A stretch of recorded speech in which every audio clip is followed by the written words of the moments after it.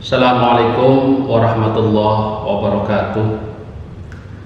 Perkenalkan, nama saya Muhammad Akil Mahfud, mahasiswa PPG dalam jabatan tahun 2021 dari LPTK UIN Raden Mas Said Surakarta.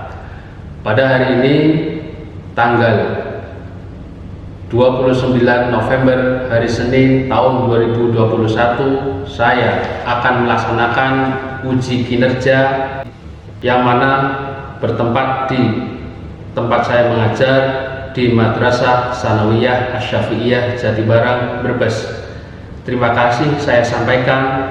Wassalamualaikum warahmatullahi wabarakatuh.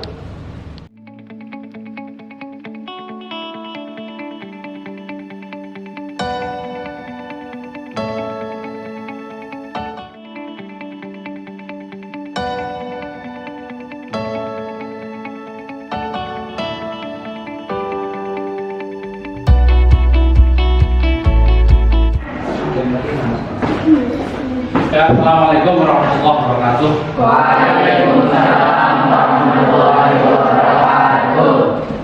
Ya, bagaimana anak-anakku kabarnya hari ini? Alhamdulillah sehat. Masih semangat? Terima kasih. Untuk selanjutnya Mas Adian silakan dipimpin doanya. Berdoa mulai. Bismillahirrahmanirrahim. Allahumma ftah alaina futuhal arifin waj'alna min ibadikas sholihin. Allahumma nawwir qulubana bi nuri hidayatika kama nawwartal arda bi nuri syamsika bi rahmatika ya arhamar rahimin.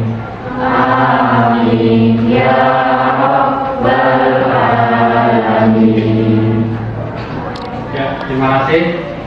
Semoga nanti yang akan kita pelajari akan mendapatkan kemudahan dan mendapatkan ilmu yang bermanfaat. Amin amin ya rabbal alamin. Untuk yang selanjutnya, Bapak sesi dulu ya. Kira-kira siapa yang masuk dan siapa yang tidak masuk? Ahmad Munawar Rahmani, Akmal Failul Fajri, Alivia Wardah Kamila, Arga Zelo, Arina Ifa Ruhaina, Aulia, Ayu Nurlairi, Bari Rotus Syifa, sakit ya. Bella Suci Ramandani, Bening Maulida, Diva Fatia, Hafiz Albani, Bawa Zulfa Mufidah, izin. Hifni Ilmi Muhalla, Laili Rahmawati, Lina Oktaviana, Maftuh Alfa, Muhammad Saleh, Muhammad Adrian Pratama, Muhammad Adnan Fuqaha, Muhammad Diva Arzaki, Nabilatur Rahmah, Najwa Aulia, Nanda Jania Pratama, Novanda, Rasyad Liaryanti, Safi Natul Zahra, Syifa Unnafasani, Sri Wahyuni, Syifa Ana, Widya Amalia, Jahwa Hikmatul Asfiyah. Ya, terima kasih. Menumbuhkan sikap rasa nasionalisme kita kepada bangsa Indonesia atau negara kita, silakan mari kita bersama-sama berdiri untuk menyanyikan lagu Indonesia Raya. Ya, silakan. Dilihat, itu.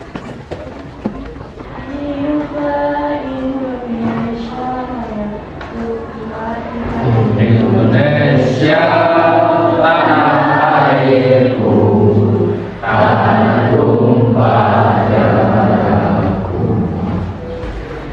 sanalah aku berdiri, jadi pandu hidupku.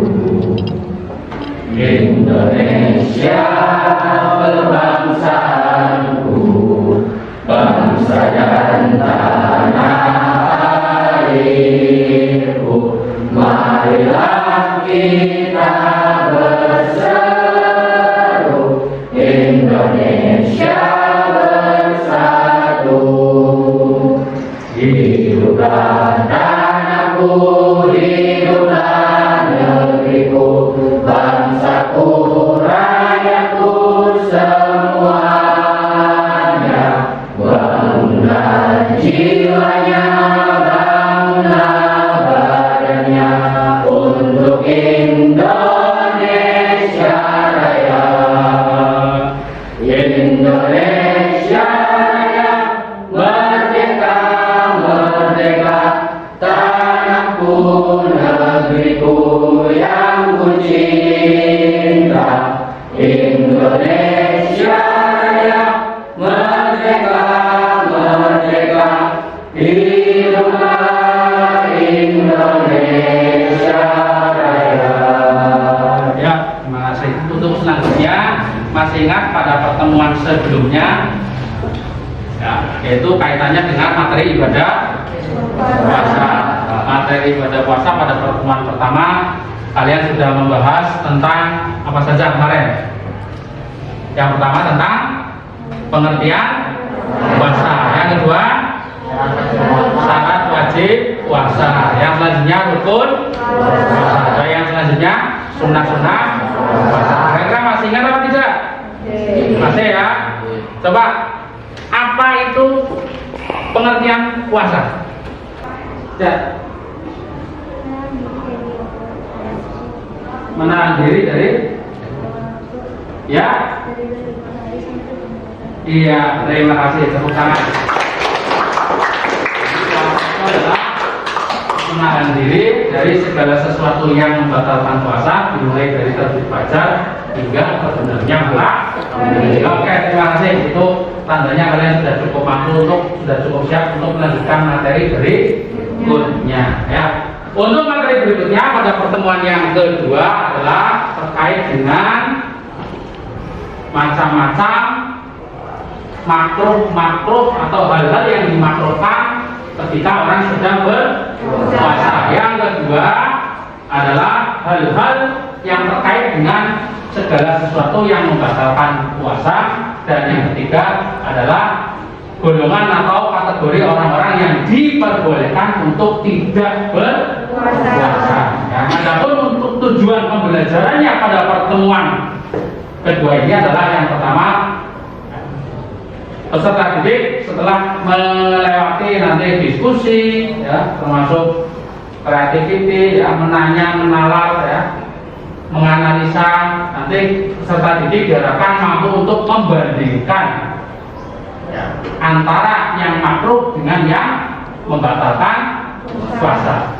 Yang kedua, peserta didik diharapkan mampu menguraikan atau menganalisis orang-orang, ya, atau golongan orang-orang yang diperbolehkan untuk tidak berpuasa. Kemarin sudah mempelajari materi yang sudah Bapak bagikan apa belum?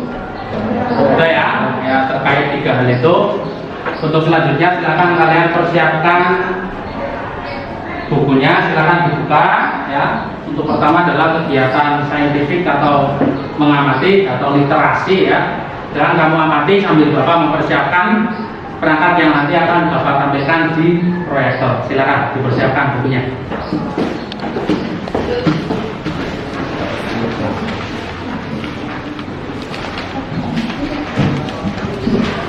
Yang selanjutnya silakan kalian amati di layar proyektor yang Bapak tampilkan di sini. Kira-kira itu ada gambar apa saja? Urutan yang pertama itu gambar apa? Gambar vaksin. Ya, orang disuntik, ya. Yang tadi itu vaksin atau tidak kita tidak tahu, intinya orang yang sedang disuntik. Yang kedua sebelahnya gambar orang yang sedang muntah ya. Yang ketiga bawahnya pingsan ya. Yang keempat gimana Pak? Orang yang sedang mencicipi. Kira-kira ada kaitannya tidak dengan materi yang akan kita pelajari di sini? Yang pertama adalah apa? Suntik. Kira-kira apa kaitannya? Iya, ini masuk kategori orang yang dimakruhkan ketika sedang berpuasa ya, melaksanakan suntik. Ya, jadi Pak suntik itu tidak membatalkan puasa ya. Masuk kategori makruh. Kalau muntah, kira masuk kategori bagian apa? Ya, yang membatalkan puasa. Ya. Jadi kalau kita sedang berpuasa kok muntah, ingat dengan tanda kutip muntah dengan disengaja. Lama kalau tidak disengaja kira-kira membatalkan apa tidak? Tidak. Yang selanjutnya pingsan. Pingsan itu masuk kategori membatalkan apa makruh? Membatalkan. Yang keempat mencicipi makanan. Makruh ya, mencicipi makanan itu meskipun tidak ditelan tetapi tidak membatalkan puasa, masuk kategori batasan makruh. Ya, silakan lanjutkan literasinya. Diamati, dibaca. Sudah selesai belum? Mengamatinya? Sudah? Sudah. Ya, untuk selanjutnya barangkali ada yang mau bertanya, silakan. Ya, silakan. Monggo.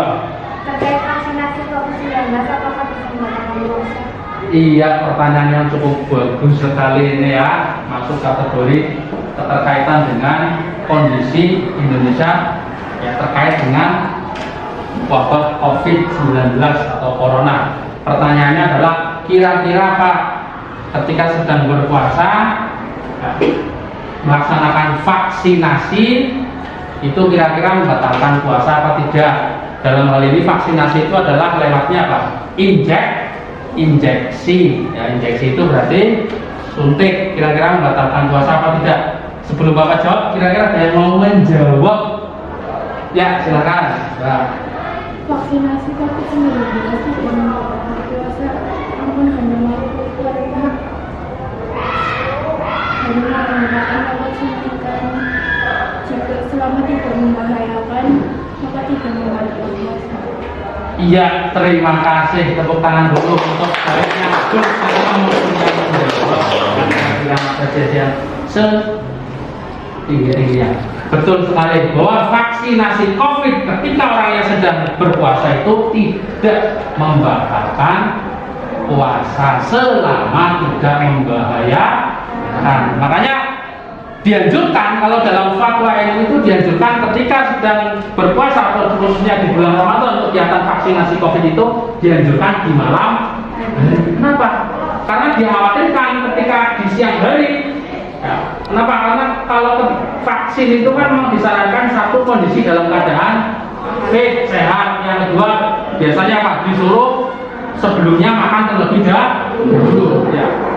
Meskipun tidak membatalkan puasa, tetapi jika dikhawatirkan ya, terjadi hal-hal yang tidak diinginkan, maka disarankan kegiatan vaksinasi itu ketika di bulan Ramadan itu lebih disarankan di malam. Iya, terima kasih. Yang selanjutnya ada yang mau bertanya lagi? Ya, Mas Arif, silakan. Pelaksanaan ketika swab khususnya bulan puasa. Bulan Ramadan ya. Terima kasih untuk saran Mas Arif. Jadi maksudnya adalah kira-kira melakukan swab ketika di bulan Ramadan itu membatalkan puasa apa tidak? Sebelum Bapak jawab, kira-kira ada yang mau menjawab pertanyaan? Ya, silakan. Pelaksanaan swab tidak membatalkan puasa karena Alasannya? alat yang dimasukkan adalah alat yang kering seperti kantong bahan. Ya. Juga sampai terbuat itu tidak sampai ke dalam mulut. Iya, terima kasih. Betul. Betul. Bahwa swab itu tidak membatalkan puasa ya. Bahkan dari fatwa ini juga menyatakan seperti itu. Karena apa? Alat yang digunakan itu harus harus seperti cotton bud, kering dan steril dan yang ya. Swab itu apa tuh? Kita harus tahu maknanya swab dulu. Swab adalah mendeteksi virus atau penyakit yang ada di dalam tubuh. Ya. Biasanya kalau karena orang atau COVID itu lewatnya pernafasan, ya, makanya yang dideteksi adalah cairan yang ada di dalam hidung. Makanya pelaksanaan swab itu di hidung. Swab itu didasarkan pada, ya, kenapa tidak membatalkan? Karena apa? Yang dimasukkan alatnya steril, yang kedua bendanya kering, yang ketiga tidak menimbulkan bekas. Ya. Paham ya? Oke, cukup. Terima kasih. Ada yang mau ditanyakan lagi? Oh ya, ini banyak sekali yang mau tanya. Silakan. Apakah menggunakan obat tetes mata hidung dan telinga pada pembatalan kontrak? Ketika ya, terima kasih. Ketika bertanya, Pak, ketika bulan Ramadan, misalnya saya sakit mata menggunakan obat tetes mata, ya, sakit telinga menggunakan obat tetes telinga, atau sakit hidung menggunakan tetes hidung, itu membatalkan puasa apa tidak? Coba kita cerita resapi di sini. Kita amati, kira-kira batal apa tidak? Silakan, ada yang mau menjawab? Kok Ada. obat tetes air mata tidak membatalkan puasa, tapi kalau obat tetes telinga dan hidung jika diteteskan hingga masuk ke dalam pembatalkan puasa. Ya, terima kasih untuk yang bertanya maupun yang menjawab. Ini aku hanya menambahkan saja betul bahwa yang dilakukan ketika orang sakit mata meneteskan obat mata itu tidak membatalkan puasa. Karena apa? Tidak ada saluran yang menghubungkan antara mata dengan hidung sampai ke tenggorokan. Beda dengan hidung dan telinga. Jadi yang membatalkan puasa itu lubang yang terbuka, ya. Coba lubang yang terbuka dalam tubuh kira-kira apa saja? Hidung, mulut, telinga, dan dua lubang depan belakang, kubul dan selain itu, makanya dalam kategori yang membatalkan puasa kan apa? Makan, minum, apa lagi? Intinya melakukan apa? Sengaja memasukkan sesuatu ke dalam rongga mulut. Rongga hidung juga sama, ya. Kita sampai masuk ke dalam, ya, sampai ke dalam batas antara tenggorokan dengan lubang hidung sampai ke bawah itu, maka membatalkan puasa. Telinga juga, ya. Atau misalnya ketika orang sakit memakai kateter, ya, lubang apa namanya? Ketika orang sakit dirawat di rumah sakit, ya, kencingnya dikasih, ya, alat kelaminnya dikasih lubang selang alat bantu supaya kencingnya tidak kemana-mana, ya, itu juga membatalkan. Atau misalnya orang yang sedang sakit ambil menggunakan obat yang ya seperti kapsul, ya, dimasukkan ke dalam dubur, itu juga membatalkan. Ya, terima kasih. Oke, yang selanjutnya silakan untuk memperkuat materi ini kalian membentuk 3 kelompok, ya. Yang laki-laki jadi 1 kelompok, yang perempuan jadi 2 kelompok. Silakan.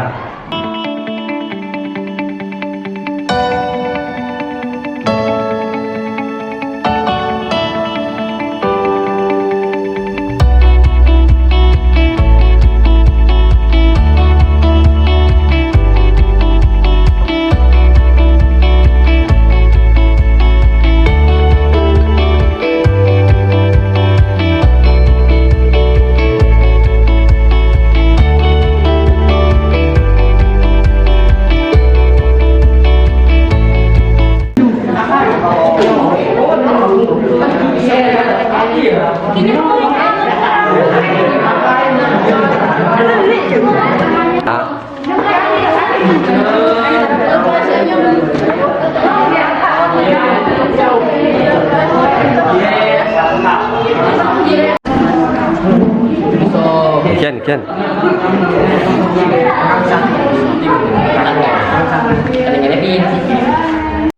Kan niatnya boleh di pagi, tapi kalau bersama sih di malam.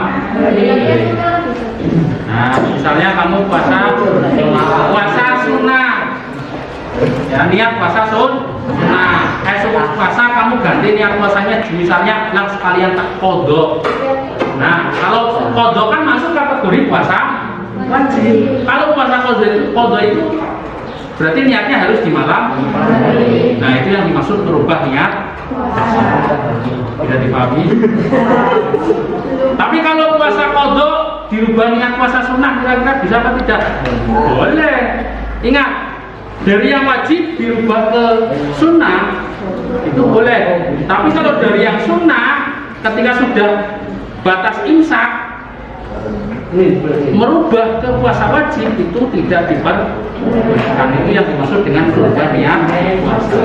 Dong, bisa dipahami? Ya, silahkan. Iya, jadi gini, ketika berpuasa tidak sengaja ngomong kasar. Ingat, apapun itu kalau kita sengaja ya tidak apa. Paham ya? Bahwa mati dari yang pertama adalah yang dimakruhkan. Di antaranya apa? Berkata kotor. Ya, itu makruh. Bahkan ada riwayat yang mengatakan apa? Ketika orang sedang berpuasa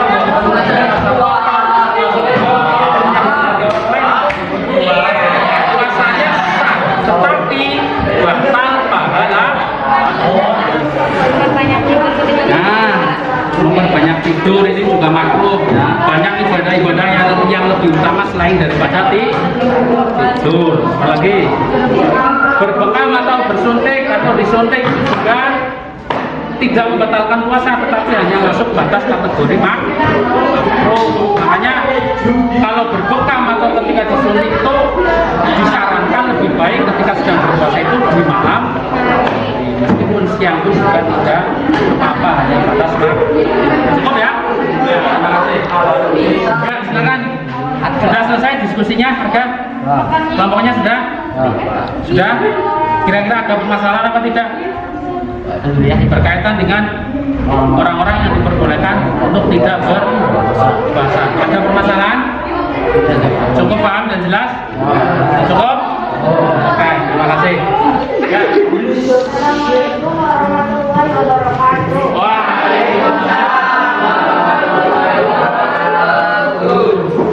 Ya, silakan dibacakan dari diskusinya. Hal-hal yang dilakukan ketika puasa. Yang lain dengarkan.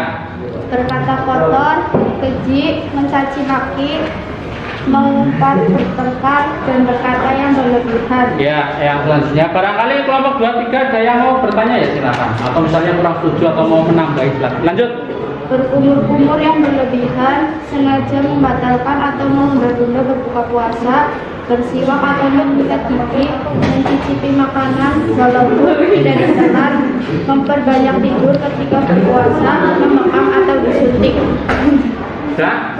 Ya, terima kasih. Tepuk tangan buat kelompok. Assalamualaikum warahmatullahi wabarakatuh. Hal-hal yang membatalkan puasa: 1. Memasukkan sesuatu ke rongga mulut dengan sengaja, seperti makan, minum, dan merokok. 2. Muntah dengan sengaja, 3. Murtad atau keluar dari agama Islam. 4. Bersetubuh atau melakukan hubungan suami istri pada siang hari. 5. Keluar darah haid atau nifas. 6. Keluar air mani yang disengaja. 7. Berubah niat puasa. 8. Hilang akal karena waktu pingsan. 9. Wassalamualaikum warahmatullahi wabarakatuh. Ya, terima kasih.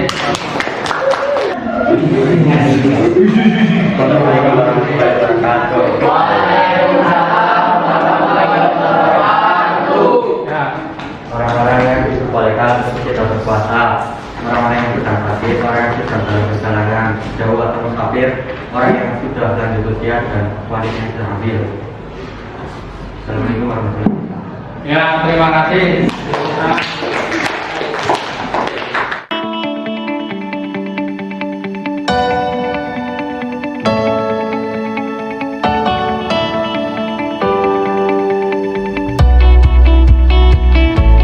Pada dasarnya segala sesuatu yang dimakruhkan ketika berpuasa maupun yang membatalkan puasa dan golongan orang-orang yang diperbolehkan untuk tidak berpuasa pada intinya adalah semuanya adalah dalam rangka sarana kita menjaga kualitas puasa kita supaya puasa kita itu diterima oleh Allah.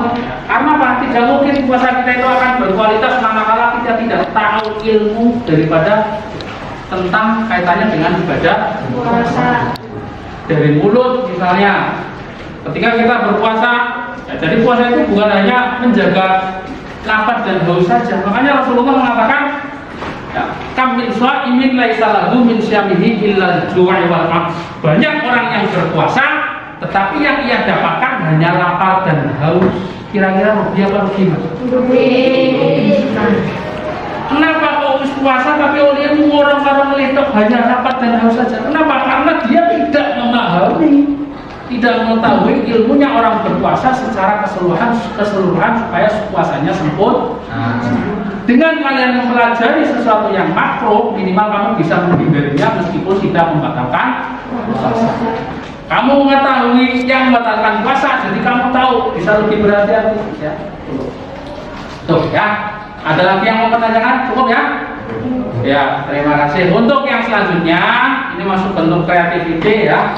Sama seperti ya metode awal tentang pemetaan konsep pikiran supaya kamu bisa lebih antara satu sama lain itu bisa memeta-metakan, membandingkan dan membedakan antara yang wajib, antara yang makro yang membatalkan dan orang-orang yang diperbolehkan untuk tidak berpuasa. Makanya ini Bapak bagikan.